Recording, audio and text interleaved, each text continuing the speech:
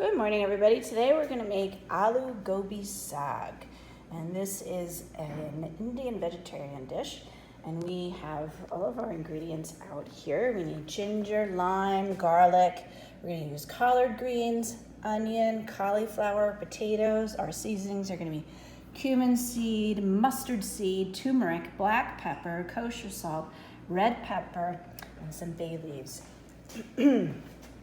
And so we're gonna start getting all of these ingredients prepped, and then we can start cooking it. I'm not sure about how spicy this is gonna be, so it'll be good to taste all the different flavorings. And then if we wanna make it spicier, we can add some more red pepper because that'll add the heat. So it'll be good to experiment with this recipe. Our name for our dish, Aloo Gobi Saag, is actually Hindi, and aloo means potato. Gobi means cauliflower. Saag means leafy green vegetable, and this time we're using collard greens, but you could use spinach as well. If you want to substitute collard greens, you could use spinach. My favorite dish is saag paneer, which is spinach with paneer, which is a cheese curd, and that's my favorite dish. So aloo gobi saag. Aloo, potato, gobi, cauliflower, saag, green vegetable. Here's our cauliflower, and we're gonna start getting it ready.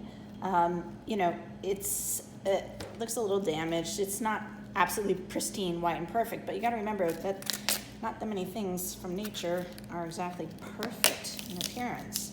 And so we're just gonna remove the greens off, and then I just wash this in the water, under running water as well.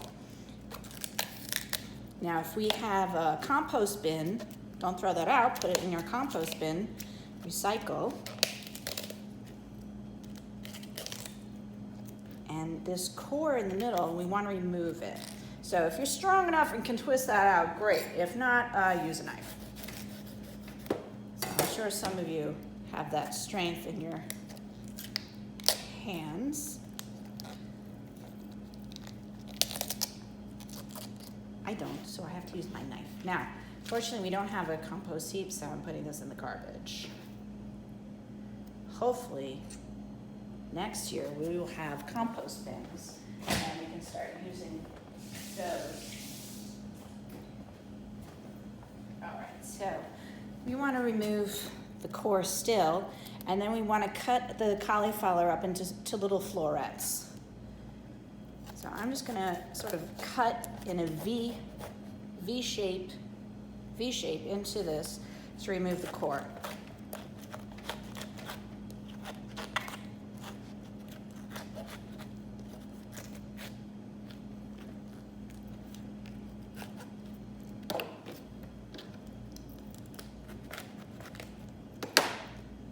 Broccoli is much easier because the broccoli florets open up. So we can also use our hand if you want to break off the florets.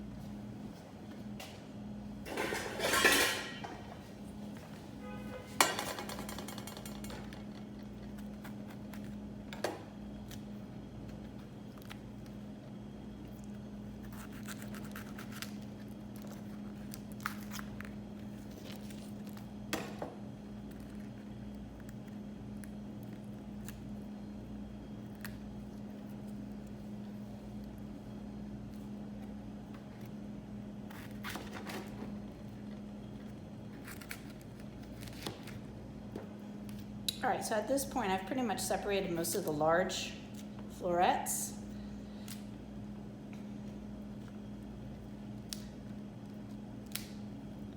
But we want to chop them smaller, so now I'm just going to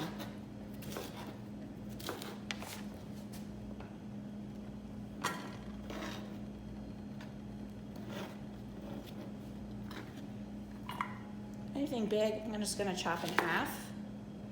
Maybe even a quarter, make everything kind of uniform.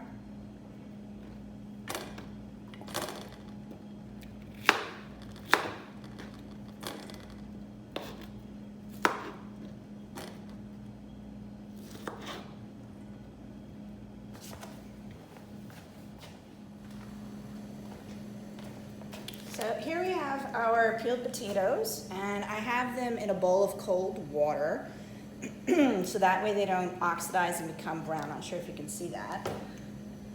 But anyhow, let me show you how we're gonna cut the potato. So this is nice wide potato. So I'm gonna cut it into 3 strips. The potato will cook down in the dish. So we don't want to cut it too small, but we also don't want to have it too big, so we've got these large chunks. So I'm just going to cut, this is the biggest piece, I'm going to cut that into 3 strips again. And then I'm going to cut maybe 1/2 inch, 3/4 of an inch wide pieces. All right, and then I'm going to put them back into the cold water so that they do not oxidize while I'm continuing to cut the rest of the potatoes.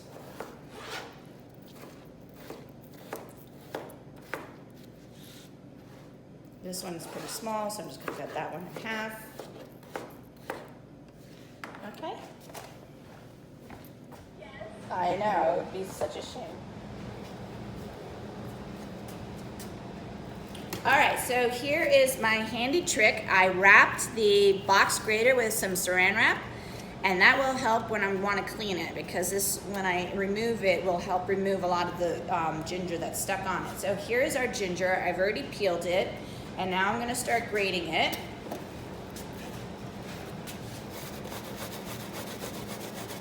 And we need, how much?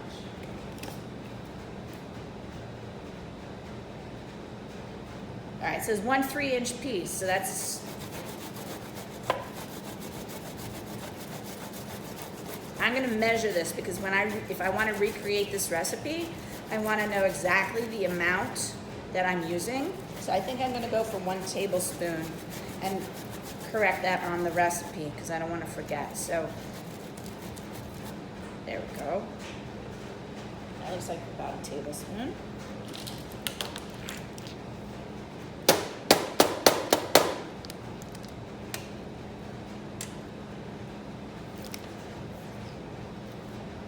Not yet, so keep grating a bit more.